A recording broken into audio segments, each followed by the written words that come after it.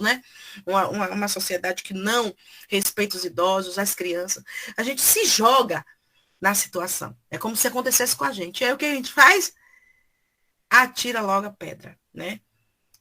Como eu disse, óbvio que eu atiro. Ainda vou ter que subir um monte de degraus para não atirar. Mas eu já consigo, antes de atirar a pedra, eu já com as pedras na mão, pedir misericórdia por aquelas pessoas envolvidas nessa situação dolorosa. Mas vamos lá. Joana hoje vai nos trazer um texto muito rico, muito conhecido, né? Que tá lá em João, versículo 8, capítulos 1 ao 11. Como eu sei que existem pessoas esquecidas aqui, eu trouxe a parábola para a gente lembrar, né? Então, uma parábola bem conhecida. Nossa, vou voltar aqui, porque eu estava lá na outra página. Então, não vou ver vocês, mas, enfim, estou aqui, tá? Se vocês quiserem falar alguma coisa, é só levantar a mão, porque eu vou estar em outra tela. Então, eu trouxe aí um juiz com um dedinho dizendo, atire a primeira pedra. Mas em que situação, né, Jesus disse isso? Né? Atire a primeira pedra. Jesus, ele estava voltando do Monte das Oliveiras e entrou lá no templo, né? E encontrou essa situação. Aliás, encontraram Jesus e mostraram essa situação. Né? Tanto é que eu trouxe aí Jesus com o povo, né? E os escribas e os fariseus, os homens da lei, conduziam uma mulher. Então, vamos ver o que João nos traz. Diz assim, eu cortei algumas coisas, tá? Então, os escribas e os fariseus conduzem uma mulher apanhada em adultério e a colocam de pé no meio. Dizem a ele, mestre, essa mulher foi apanhada em flagrante adultério. Então, dizem a ele a situação. E aí, lembram a ele. Na lei, né, na lei mosaica, né? Nos ordenou Moisés serem apedrejadas tais mulheres, as mulheres adúlteras. E aí perguntam a Jesus, por quanto, né? Portanto, o que tu dizes? O que dizes tu, Jesus? Diziam isto, testando para terem de que o acusar. Jesus, porém, curvando-se para baixo, escrevia a terra com o dedo. Eu estava lendo, eu não me lembro bem se foi, porque tem tanto livro, se foi de Caibar Schutter ou de Haroldo Dutra, que eu estava estudando as parábolas de Jesus, que a mulher estar no meio e estar em pé, né? Que Jesus curva-se abaixo, que tudo isso tem uma simbologia, né? Do que Jesus queria dizer, que mesmo a mulher, né, estando abaixo em atitudes, por vezes era maior, né, diante aos olhos de Deus, do que aqueles homens que estavam ali. Jesus queria dizer que ele também curvava-se, abaixava-se, estava rebaixado às ordens do Pai, mesmo sendo tão puro, tão, né, tão filho de Deus. Então, Haroldo, ou foi Haroldo ou Caibá, eles falam desse, e a mulher está no meio e em pé, e Jesus curvando-se para baixo. Amélia, nesse texto, também nos diz, né, lá no finzinho eu trouxe a nota, que Jesus rascunhava algo, né? No finzinho lá eu trago a nota para vocês. Então, continuando a parábola. Mas como continuava a interrogá-lo, desencurvou-se, quer dizer, ó, chegou no mesmo nível deles e disse-lhe, quem dentre vós estivesse em pecado, atire a primeira pedra. E, inclinando-se novamente, escrevia-se na terra. Os que tinham ouvido saíam um por um, começando pelos mais velhos. E foi deixado sozinho, e a mulher estava no meio. Desencurvando-se, Jesus lhe disse, mulher, onde estão? Ninguém te condenou? Disse ela, ninguém, Senhor. E Jesus respondeu, nem eu te condeno. Vai. E a partir de agora, não peques mais. Então, bem conhecida, né, de entre nós, essa passagem da mulher adúltera. Talvez a que a gente mais lembre, né? E aí, eu trouxe o texto que a Amélias vai nos presentear. Como vocês sabem, eu gosto de ler o texto, porque eu sei que muitas vezes, muitas pessoas às vezes não têm contato com o texto. Eu trago o texto na íntegra para a gente ler. E gosto, vou destacando algumas coisas. Então, a Amélia já nos traz aí um verbo, que é uma ordem. Apedrejar é uma ordem. É uma ordem natural, será? Fiquei pensando. Queria trazer vocês também. Será que é uma ordem natural? Será que o nosso subconsciente já manda a gente atirar a pedra, julgar? Será que a gente não é condicionado a isso? Será que a gente não poderia ser condicionado a amar, perdoar, calar? Sabia que o nosso cérebro é condicionado ao julgamento? Não me perguntem por quê, mas a ciência diz que verbos como apedrejar, culpar, condenar, é como se fosse pedaços da gente correm em nosso sangue. A ordem para ver o outro numa situação pior do que a gente está. Tem hora que eu digo assim, sou ciência, por que tu fala isso pra gente? Que dói, né? Então, a Amélia já começa com uma ordem. Apedrejar. Ela não faz assim, apedrejando? Apedrejar? Apedreja? Apedrejou? Não, a ordem. Por quê? Porque o nosso cérebro é assim. E aí, ela começa assim. Contudo, ela nos faz um pedacinho, vamos dizer, um recorte da história. Ela traz para a gente ali o lugar, o momento que ia acontecer aquilo. Né? E ela diz, transcorreram-se as festas dos tabernáculos. As festas dos tabernáculos, também conhecida como Sukkot, era uma festa judaica que durava 8 dias em Israel, né? 7 em Israel e uma ainda peregrinando por ali. E celebrava a colheita e a peregrinação dos israelitas pelo deserto, né? Que culminava, vamos dizer, naquela grande libertação do povo de Israel. Então, eles colocavam algumas cabanas temporárias, né? Tipo, como a gente faz hoje, bota os todos, e ia fazer a leitura da Torá. Então, essa era a festa que Jesus estava com os seus discípulos. Pense se estava com... Se era coisinha pequena, uma festa de 8 dias, né? Então, vamos lá. Então, as festas dos tabernáculos. E as gentes, né, as pessoas, retornavam às cidades, aos povoados, aos campos, às atividades diárias.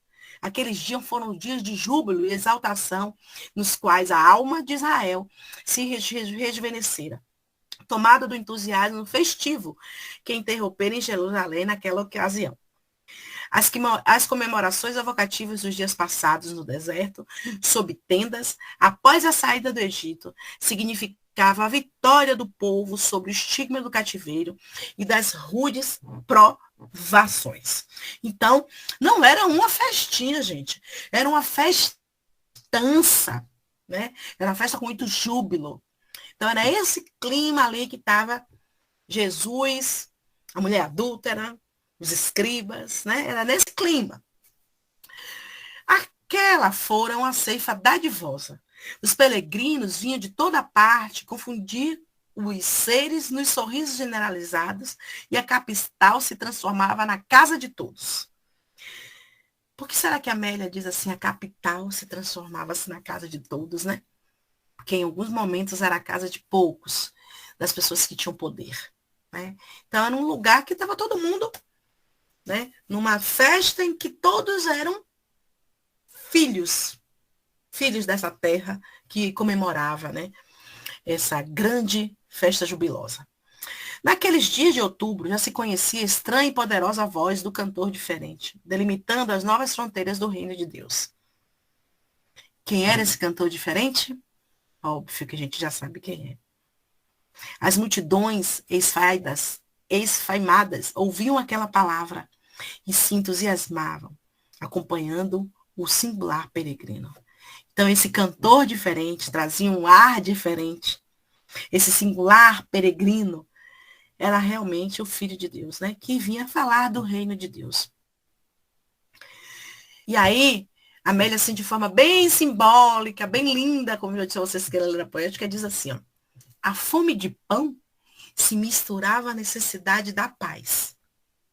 Então, aquele povo não tinha só fome de pão, tinha necessidade de viver em paz. Embora estivessem numa festa em grande júbilo, eram pessoas que sofriam a gana dos poderosos, como nós sofremos hoje, né? Os tributos, a falta de condições, de boas condições para essa população que seguia o mestre. E as massas angustiadas, especialmente naquele período, aguardavam o Messias. Lembrem-se que o Messias, todo mundo achava que era um rei que vinha tirar todo o povo da miséria, né? Que ia dar um fim no sofrimento, dividir o joio do trigo, mas não era, ainda não tinham entendido a mensagem de Jesus. Muitos foram pressurosos à casa da passagem para escutar, na Val do Jordão, o Batista. Ele, no entanto, afirmara, e todos repetiam, eu sou apenas o preparador dos caminhos para ele passar. Aquele que segue primeiro à frente, endireitando a passagem. Então, de forma bem linda, né? E, de fato, ele passara deixando um apelo veemente para a consciência dos homens, a do arrependimento de todos os erros, com o consequente nascimento do homem novo sob os escombros do homem velho. E aí, mais um pouco de história. Herodes, ao decapitá-lo, João Batista, penetrou em funda amargura. No entanto, o povo que ele conhecia, a vida atribulada e a conduta adulterina, comentava mordaz sobre as consequências do seu crime e os lamentáveis resultados que viriam no futuro. Então, Herodes decapitou, né, só para lembrar, João Batista, a mando de um amante, né? Então, como todo jogo de poder tem quem manda e quem obedece, quem é favorecido e quem não, a mulher que na parábola estava ao centro, essa estava ao centro de um grande tumulto, de uma grande nuvem de dor, né? Então, Herodes, a sua amante, João e João Batista, né? Estavam enlaçados também em uma situação que envolvia a conduta adulterina dos dois, porque João, ele sabia, né, vamos dizer assim, dos podres de Herodes e da sua amante. Então, é como se eu estivesse dando poder de fazer algo a alguém que faz antes de mim. Só para a gente lembrar, né, dessa passagem. E aí continua nossa veneranda.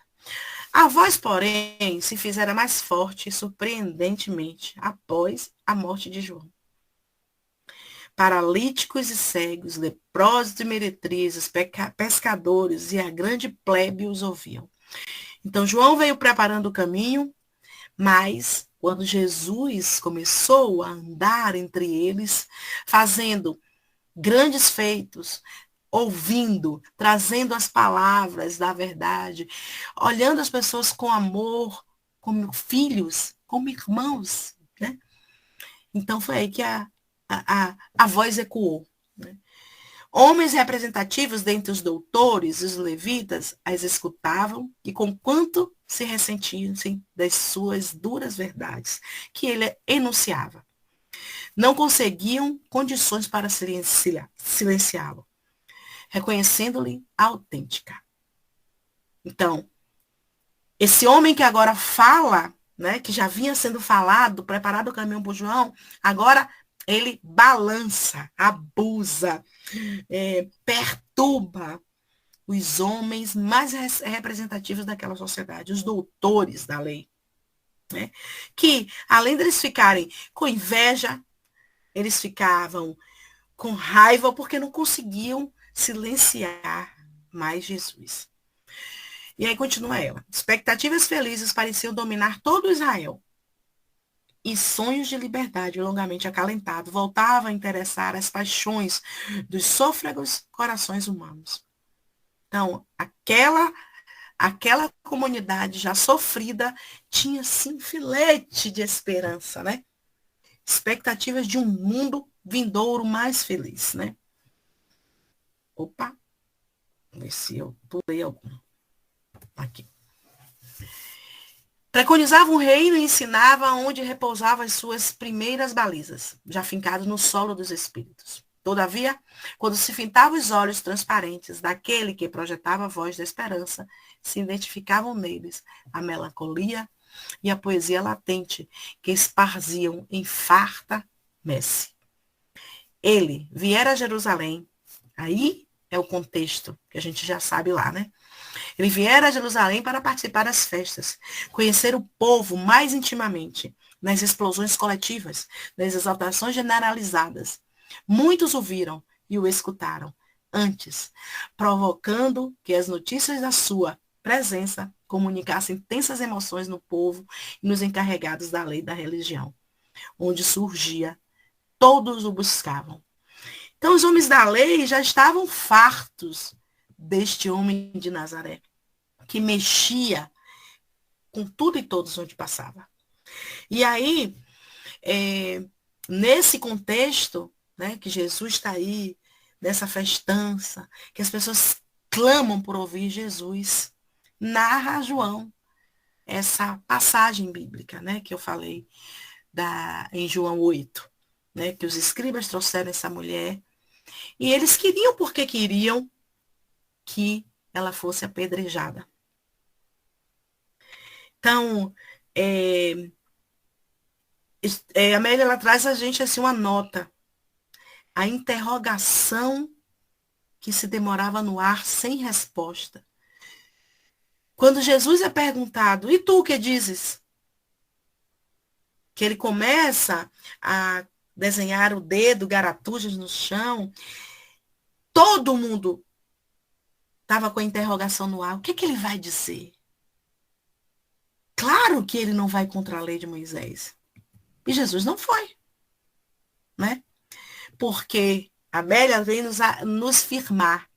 Ele era o embaixador da verdade. O príncipe representativo da paz e do amor. Se ele era um embaixador da verdade, se era o príncipe representativo da paz e do amor, eles idólatras, né, iguais àquela mulher adúltera perante Deus, fizesse o que bem entendesse. Né? Embora, naquela época, todo mundo que adulterava, né, todo adúltero. Agora, a pergunta, onde estava a pessoa com quem ela cometeu adultério, né? Só ela era adúltera. Então, estava condenado à lei de Moisés, né? A gente vê essa discrepância de levar a mulher, mas não levar o homem. Porque, até que nos prove o contrário, o adultério é feito de mais de um. Uma pessoa sozinha não consegue, né, cometer adultério. Mas lá só tinha um elemento, o segundo não estava. E aí continua a nossa amiga protetora, né, que já vem trazendo as coisas assim de forma bem poética. Sua resposta de qualquer natureza criaria dificuldades. Se Jesus dissesse sim, os homens disseram, oh, mas não és o filho de Deus? Todos não são iguais? Todos não têm direito à segunda chance? Se ele dissesse que não, como está indo contra a lei de Moisés? E aí Jesus coloca ali, naqueles corações, né? Como diz aqui a Amélia, havia ali corações em febre de desejos irreprimíveis, devastadores. E Jesus ali, com aquela tolerância, com aquele perdão, diz quem, né? não tiver pecado, que jogue as primeiras pedras. E aí vem a Amélia nos lembrar. As mulheres caem porque encontram alçapões disfarçados de solos das ansiedades, nos quais são atiradas pela volúpia dos homens, que as hipnotizam como, com desejos infrenes. Atrás de cada organização feminina violada, há um companheiro oculto. E isso não acontece na nossa sociedade, né? Quando a gente vê situações assim, hoje a gente até balanceia um pouco. Ah, o homem. Não, mas sempre é a mulher. A que traiu. A que seduziu. E aí a Amélia vem nos lembrar isso. As mulheres caem porque encontram alçapões disfarçados no solo das ansiedades. E o que a gente precisa fazer com isso? Nos fortalecer, nos autoconhecer, entender as nossas fraquezas humanas, compreendê-las, acolhê-las, para que a gente não caia nos diversos alçapões disfarçados, né? De bondade, de carinho. E aí a Amélia diz, em cada mulher adulta se esconde um adúltero, comparsa do mesmo erro. Olha como é forte isso. Comparsa do mesmo erro. Onde estaria aquele que a infelicitou, explorando a sua fraqueza e a abandonando? A mulher, não obstante desvalorizada, porque ela era naquela época, e ainda continua sendo muitas vezes, né? Não representava qualquer significação antes dele. Antes de Jesus, a mulher não tinha nenhuma voz. Antes de Jesus, nunca a mulher ia ficar em pé e no meio dos homens. Né? Só depois, quando ele ergueu do nada em que se encontrava, é que passou a ocupar o devido lugar de rainha e santa no altar do amor e de corações.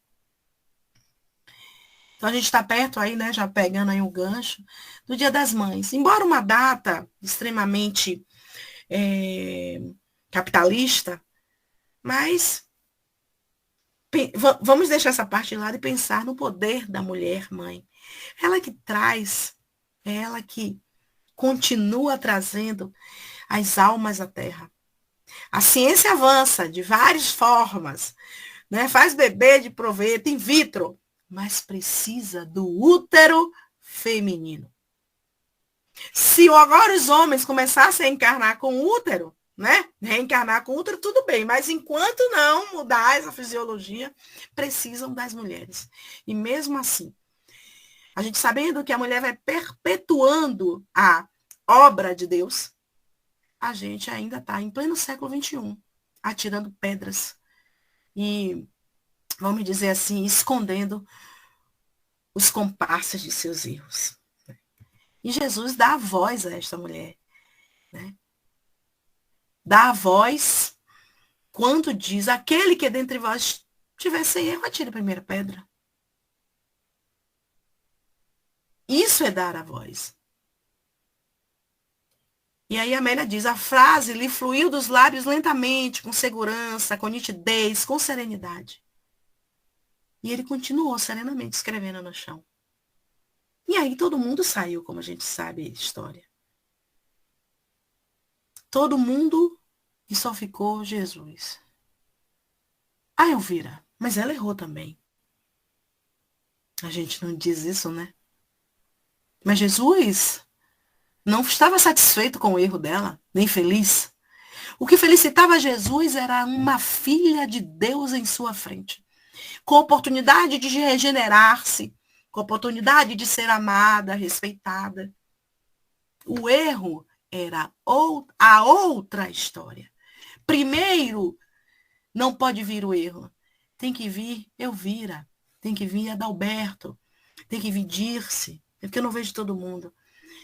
Tem que vir eu antes do meu erro. Não pode vir o meu erro primeiro.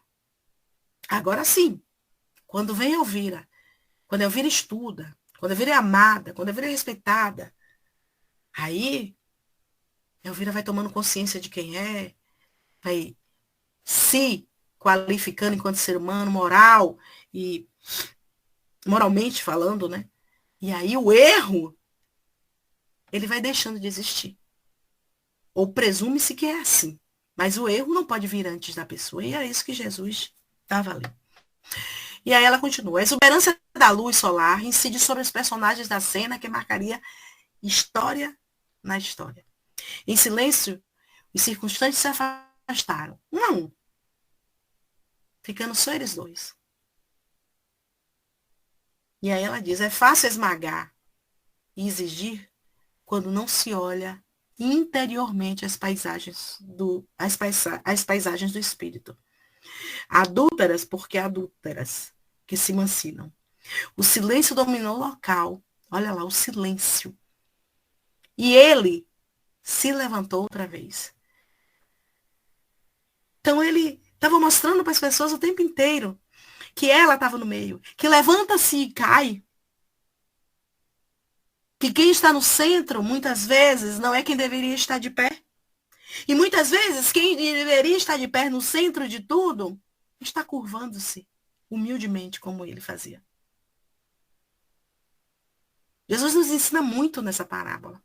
Então, quando ele fita essa mulher, ele não só olha para ela e diz, mulher, por que tu trai? Olha lá, fitando com doçura e compreendendo o seu drama íntimo.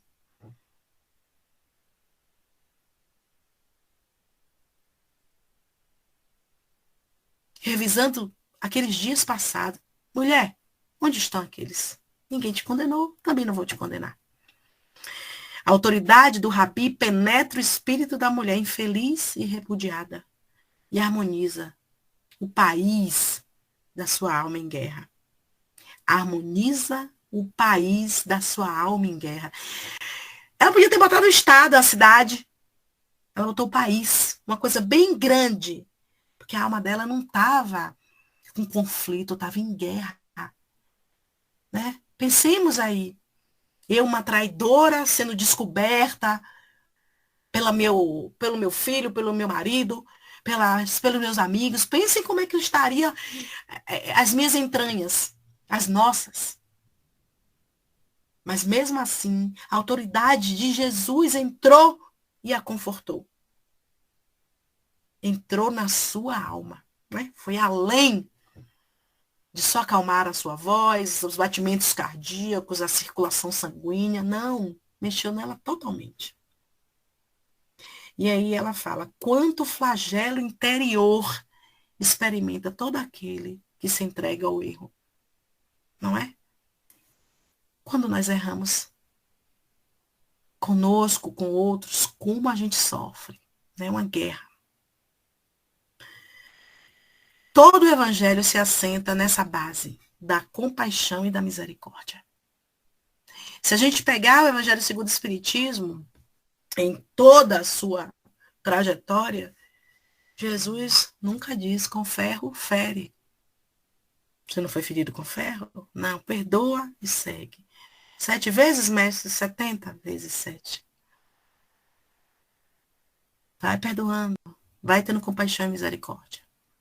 Ter oportunidade nova, mas não repetir o erro. Cair e levantar. Equivocar-se e retificar a atitude. Nem inconveniência com irresponsabilidade, nem dureza com a correção. Todos se podem enganar, no entanto, preservar no engano é acumpliciamento com a ignorância e a leviandade. Então Jesus, ele diz, você caiu, mas você tem que levantar. Você errou, você não pode errar mais. Ele adverte. Claro que temos o livre-arbítrio, mas é a compaixão e a misericórdia que assentam todo o evangelho do Senhor.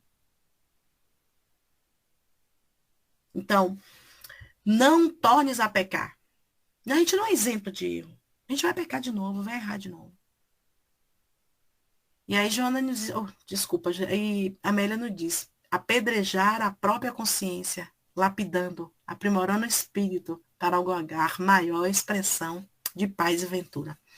Lembram lá no início o apedrejar? Óbvio que a gente pensou no apedrejar só pegar a pedra, apedrejar e apontar, né? Mas aqui, ó, apedrejar a própria consciência, lapidando-a, aprimorando o espírito, para a gente conseguir paz e ventura. Então, de forma como eu falei, né? Nos contextualizando, dizendo qual era a situação daquela sociedade, como se encontrava aquela sociedade em festa, como se encontrava o mestre, o caminho feito por João. Então, ela nos coloca, tipo assim, na cena da novela. E depois ela nos mostra aquela cena, homens dizendo, apedreja. E ela vem sutilmente falando a gente, né? Ela diz que narra alguns intérpretes, e a nota que eu falei, que Jesus escrevendo no chão grafava a marca moral do erro de cada um que estava ali. Ele não estava só escrevendo, né? Por exemplo, ladrão, adúltero, caluniador. Talvez, se isso realmente aconteceu, talvez Jesus nem tivesse dando nome aos bois ou colocando máscaras. Mas talvez enumerando os erros e equívocos mais comuns naquela época, quem sabe. Alguma coisa ele escrevia no chão, né? Talvez, quando ele disse que quem não tivesse pecado, que tirasse a primeira pedra, ele realmente estivesse colocando esses nomes no chão, eu lá já ia me ver. Eita, deixa eu ver onde é que eu tô ali. Meu Deus, ladra, né? Mentirosa, corrupta. E digo, epa, se Jesus conhece todo mundo, ele vai gritar, Elvira, e você? Então, talvez realmente tivesse acontecido isso. Mas se se o evangelho não nos traz isso, na íntegra, para a gente ter certeza, porque isso menos importa para nós. Importava para aqueles homens daquela época.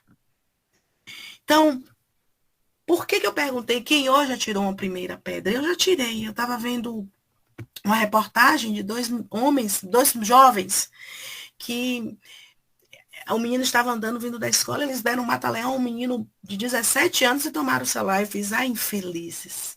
Aí a polícia não passa. Poxa, mas claro, Elvira, mas você tá certa, a gente vai achar bonito um furto? Não. Claro que a gente não tem que achar bonito, mas por que eu não disse assim, ô Senhor, tem misericórdia desses homens, que aprendam sua lei? Não, a primeira coisa que vem é o quê? Nem para a polícia pegar. Porque a polícia pegando, a gente já sabe o que vai acontecer. Apanha, vai preso, blá, blá, blá, blá, blá. Então, eu já tirei algumas pedrinhas hoje, gente.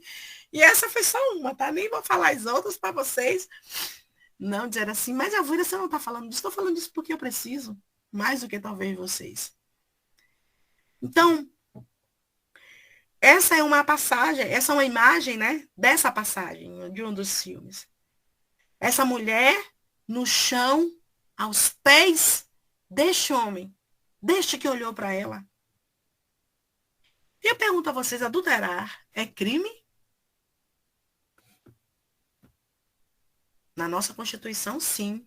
Não, já foi um dia. Beleza. Mas intimamente, moral e espiritualmente, adulterar é crime? Então pense o que passava pela cabeça dessa mulher, que sabia que poderia ser apedrejada. O que esses pés representavam para ela. Eu acho que ela queria, nesse momento, andar os caminhos de Jesus, né? Então, qual é o veredito da gente? Quando a gente vê alguém que erra. A gente já julga e já dá o veredito?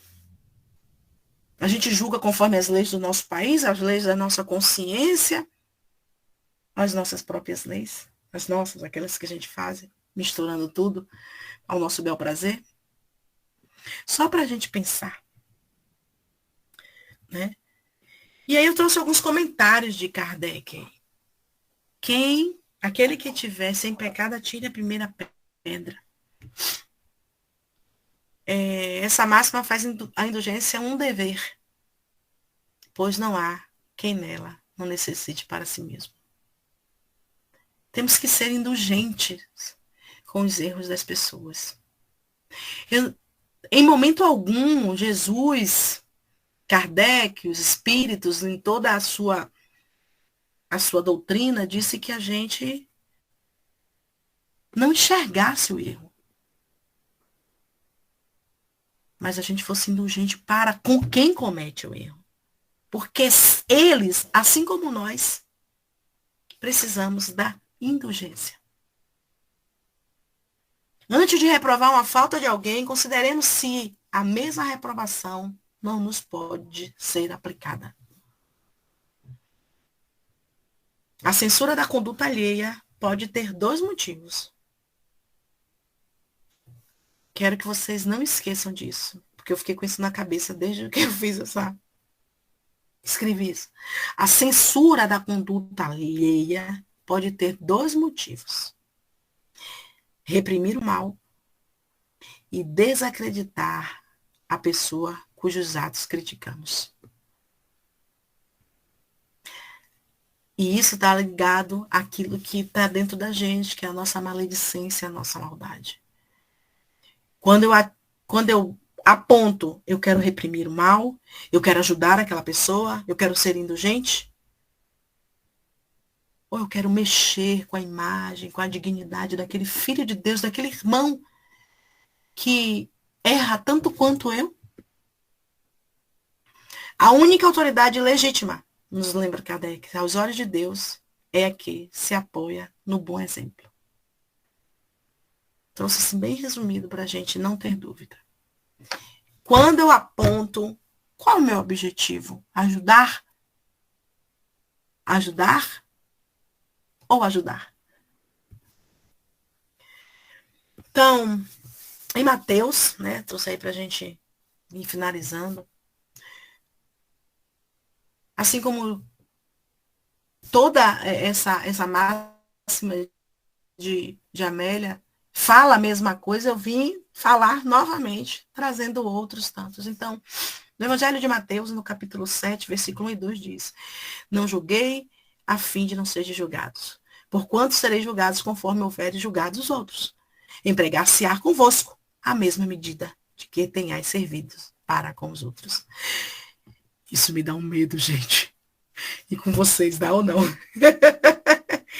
Ei, Jesus, para que Mateus me lembrou isso esses dias? Com a mesma régua que eu vou julgar, a mesma régua eu serei julgada. Ai, que medo, meu Deus. Vamos começar. Me dê uma segunda chance para essa régua não chegar junto de mim, pai. Não me esqueçam, tá, gente? Só lembrando. Outra lembrancinha. Deixa eu ver se eu consigo abrir aqui o livro. Ah, abri. Nesse livro, Vivendo o Evangelho, né, por Espírito André Luiz, traz os comentários, né, de passagens do Evangelho, né, segundo o Espiritismo. E aí eu trouxe aqui o capítulo 19, que diz assim: De tua parte, esforça-te para superar teus defeitos, buscando o roteiro do Evangelho. Da tua parte. Faça a tua parte. Esforça. Esforça para quê? Para superar os seus defeitos. Com a cartilha do mundo? Não. Com o roteiro do Evangelho. Contudo, se tiveres de opinar sobre o comportamento alheio, use o discernimento e a indulgência. Recordando que a crítica e o julgamento têm muita semelhança com a pedra que tanto pode ser tirada para ferir, como também serve de alicerce para a construção nobre. Então, achei muito perspicaz. Que a gente não esqueça essa máxima, né, que é essa parábola que Jesus nos traz, toda essa melodia que a Amélia nos traz, os conselhos de Kardec, os conselhos dos evangelistas e de toda, né, a pleide de espíritos encarnados e desencarnados que nos ajudam a melhorar, a abrir os nossos olhos. A minha parte eu preciso fazer e eu preciso ter um roteiro. E quando eu errar, por querer errar, a gente vai o tempo inteiro, a gente recorde que é o mesmo tamanho da pedra que eu atiro para ferir, pode ser também o alicerce para esse que está ferido. E que para amanhã pode ser eu. Né? Então, era isso que eu queria, né, trazer. Eu acho que é tão repetitivo essa parábola para nós, a gente ouve tanto. E eu acredito que quando a gente ouve muito, ou é porque a gente precisa, né? Ou é porque a gente ainda não aprendeu. Porque uma coisa é o que eu aprendi. Eu posso ter aprendido e não pôr em prática. Então, eu posso ter aprendido para não tirar a primeira pedra, mas eu não pus em prática. Então, ou a gente ainda não aprendeu, ou a gente precisa pôr em prática, mesmo que a gente já tenha aprendido. Né? Então, que a gente repense os nossos atos. E, como eu disse, é um exercício, gente. Eu tenho feito esse exercício. Hoje, eu não fiz. Porque foi uma situação corriqueira de assalto. Mas sempre quando tem grandes tragédias, o meu exercício. Tem hora que meus filhos já dizem assim, já sei o que amanhã vai falar. Eu digo que Deus, que os espíritos de luz tenham misericórdia dessa mãe, desse pai, desse. Eles já sabem. Aí, às vezes, eles falam assim, manhã, mas é difícil, né? Eu digo, ô filho, se é. Mas primeiro eu tenho que pedir misericórdia para eles. Né? Porque a gente esquece que o que acontece na casa do vizinho pode acontecer na minha. A pedra pode só ter passado do telhado, uma hora pode cair no meu colo. E quando cair no meu colo, eu quero que as pessoas também peçam essa misericórdia a Deus, né? Essa indulgência para comigo também. Mas, falem aí, dedo, julguem-me.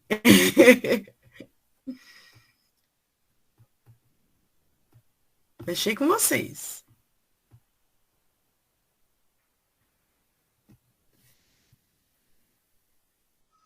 Todos os dias a gente atira pedra. E não são poucas, né? Só não vendo.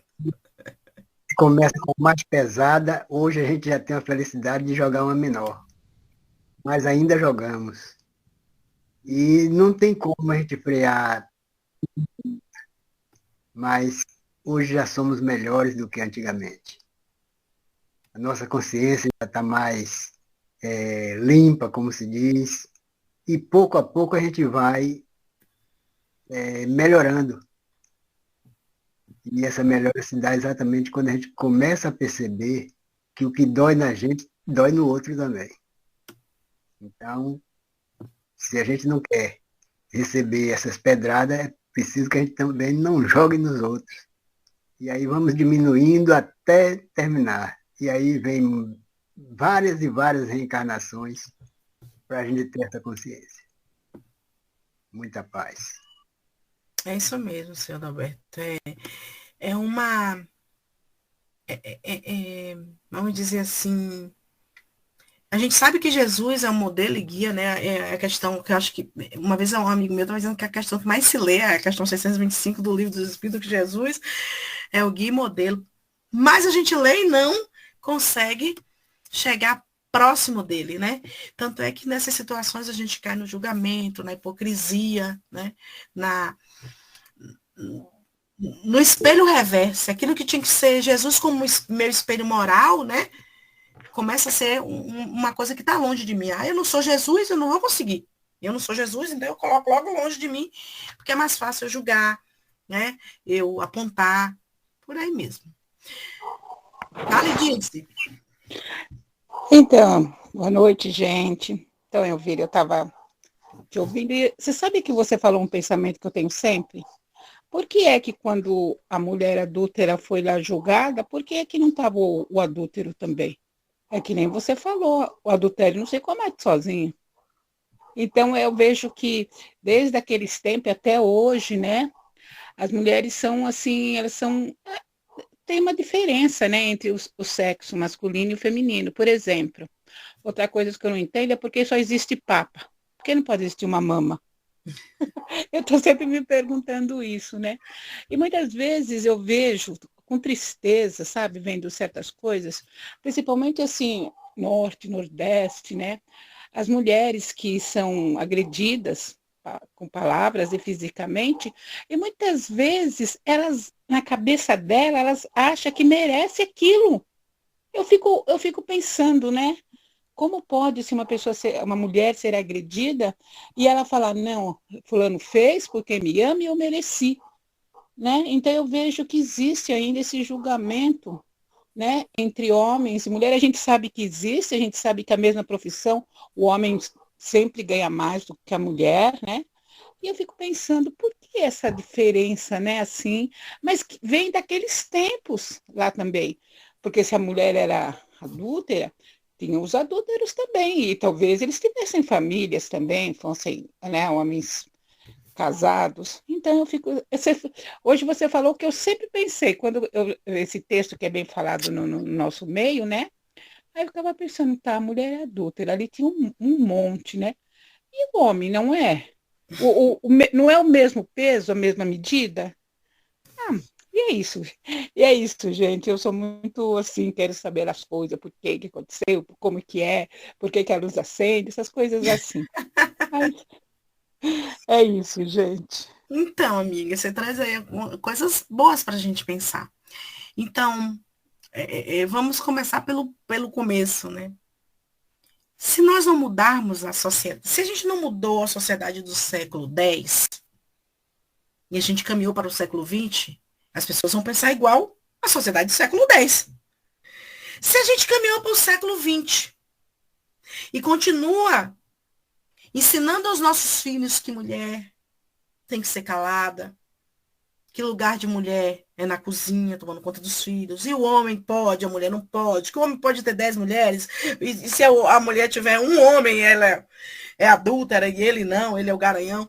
Se a gente continua criando os nossos filhos, eu conversando com os meus alunos, o médico tratando a enfermeira dessa forma, o juiz lá no seu tribunal também legislando leis que vá nessa mesma vertente, o século que vem, o próximo século vai ser próximo, parecido, né? Por isso que a gente precisa entender que a mudança do ser vem pela educação, né? Vou agora puxar a brasa para a sardinha do Espiritismo. No Evangelho segundo o Espiritismo, no capítulo 17, item 4, 17. O verdadeiro espírito é reconhecido pela sua transformação moral e pelos esforços que faz para dominar as suas inclinações, mais inclinações. É uma forma da gente reconhecer o verdadeiro espírito.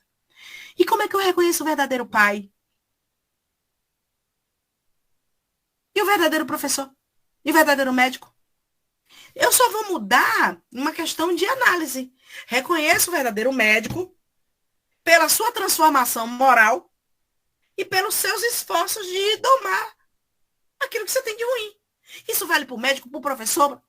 Então, embora seja uma máxima espírita, se eu mudar o contexto, é isso que muda a sociedade. A minha transformação é ética e moral. E o meu esforço para ser melhorzinho, para não apontar. Para se eu fui adúltero na segunda, na terça, já não sei. Então, se eu pegar esse pensamento, como eu te falei, que é uma máxima espírita, e pulverizar onde quer que eu ande, o século 22 vai ser melhor do que o 21. Porque se 10 médicos, 10 professores tiverem acesso a isso, 10 engenheiros, 10 empregados, se eu mudar só 2, eu já vou estar mudando muito. Então, essas aplicações da prática e dos exemplos de Jesus, a gente sabe. De cós salteada. A gente sabe como é que Jesus tratava o paralítico, o leproso, o adúltero. Do mesmo jeito, com amor, com indulgência, com paciência. A gente já sabe disso. Mas é tão difícil a gente pôr na prática, né? E o Papa, a gente vai estar falando de dogmas religiosos.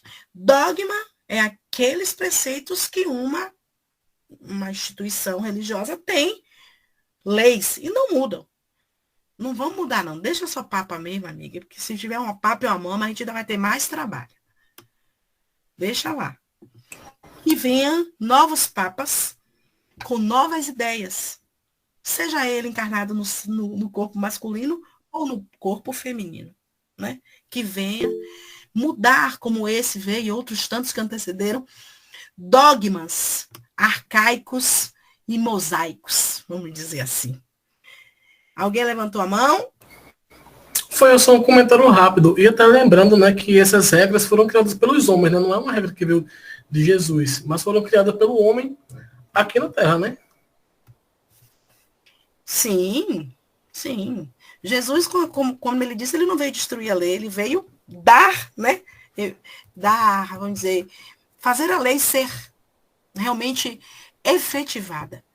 Então, a lei mosaica, além de 10 mandamentos, tinha mais de 600 preceitos. Que era para uma época, era para um povo. Né?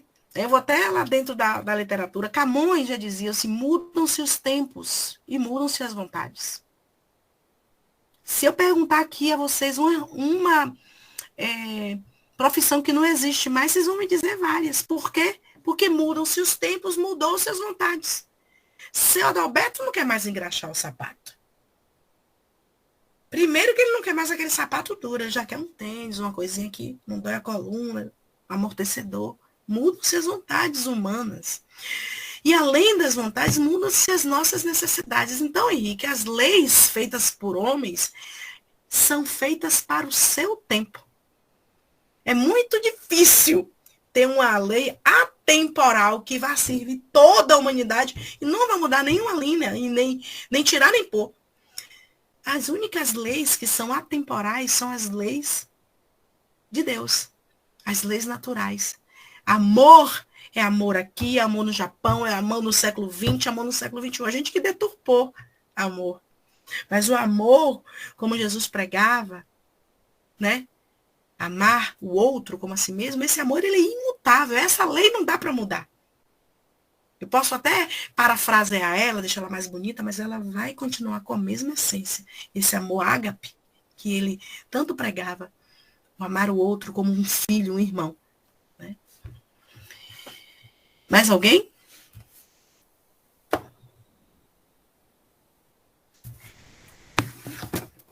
Bom, já que não tem ninguém.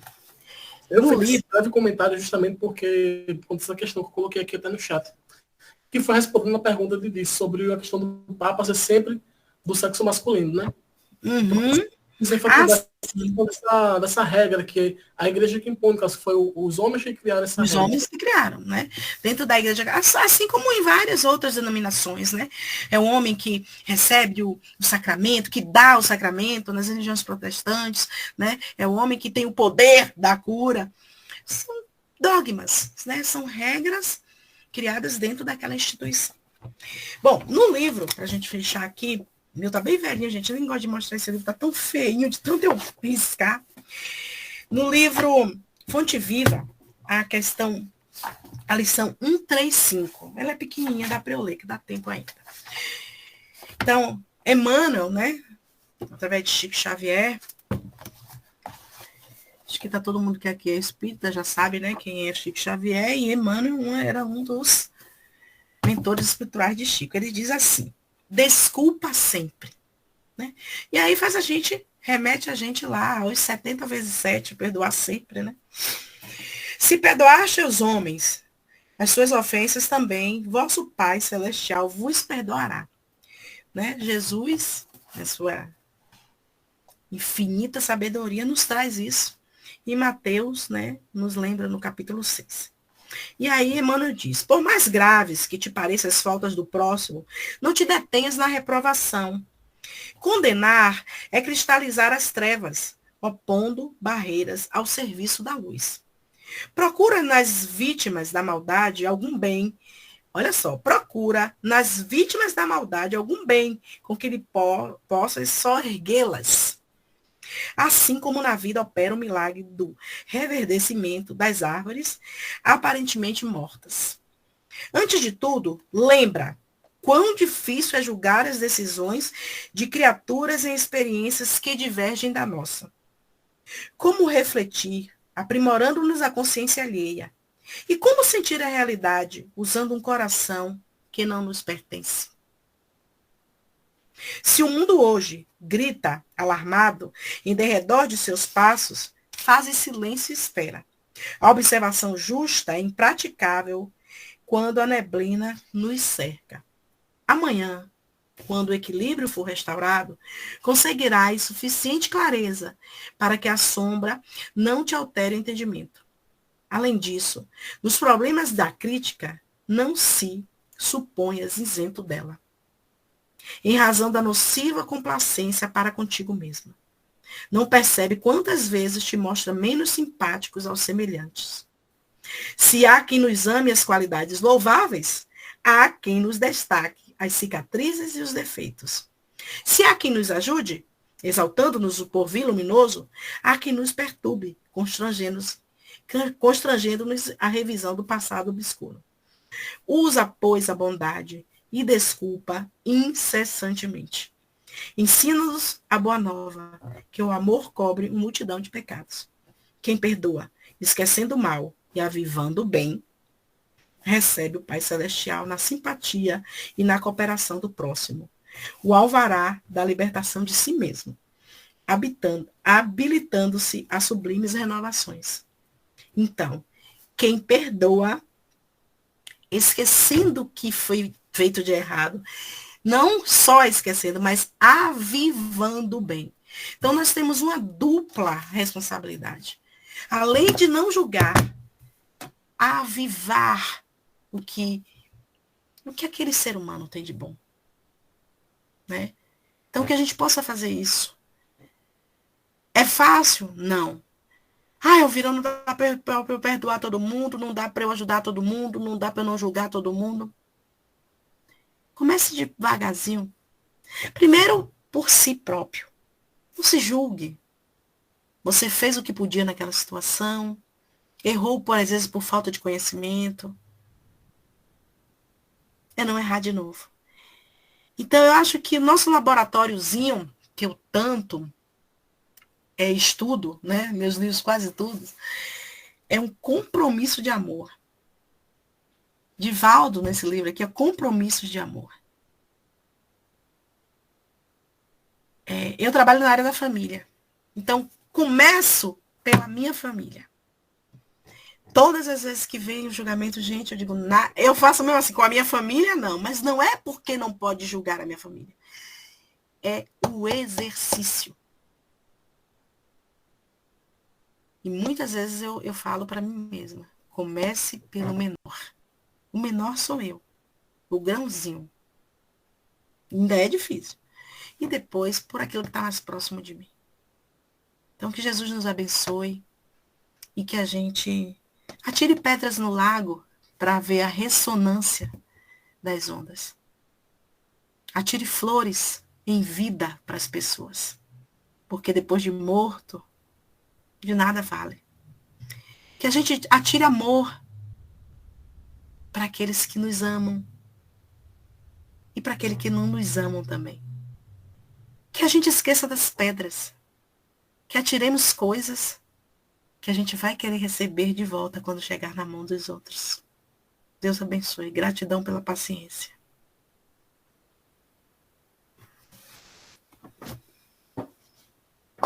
A Petra faz a prece da doutrinária da noite de hoje. Então tá bom. Então vamos continuar aí com esse sentimento elevado a Deus, né? Vamos deixar nossa energia baixar, não. Vamos ainda esquecer dos problemas que estão lá fora. Fora daqui. Às vezes o problema está no nosso celular, às vezes está o problema no nosso banco, no papel. Vamos esquecer um pouquinho. E pensar no Mestre Jesus. Quão maravilhoso é saber que a gente tem um irmão que nos fortalece todos os dias da nossa vida, em nossas guerras da alma. E que não nos esquece de forma alguma. Em sua agenda não há espaços vazios. Que Ele continue nos abençoando, enviando para nós júbilos de paz, luz, fraternidade, mas que a gente esteja apto a receber, que a gente perceba as bênçãos do céu nas pequenas coisas, no nosso cantinho, no nosso trabalho, no nosso pão diário. E também elevemos os nossos pensamentos a Deus, pedindo a Ele misericórdia para aqueles que não têm. Não têm um lar, não têm o pão de cada dia, que estão aprisionados na ignorância do mundo material, seja nos cárceres, nos hospitais, nos orfanatos, nos lares invadidos pela dor, que Jesus, em sua misericórdia, possa ser bálsamo em suas vidas e que eles possam ir a esse Pai de misericórdia. E que todas as vezes que pensemos em atirar alguma coisa em alguém, que atiremos o nosso olhar de luz, de paciência, de indulgência, de caridade. Que antes de lançarmos pedras e dedos, lancemos a luz daquele que passou pela terra e nos ensinou o que é realmente amar. Abençoe a nossa noite, que possamos ter uma noite de luz, de paz, descansar os nossos corpos físicos, restaurar as nossas energias espirituais. E que o Mestre nos acolha em nossas dores, em nossas dificuldades, hoje e sempre. Que assim seja.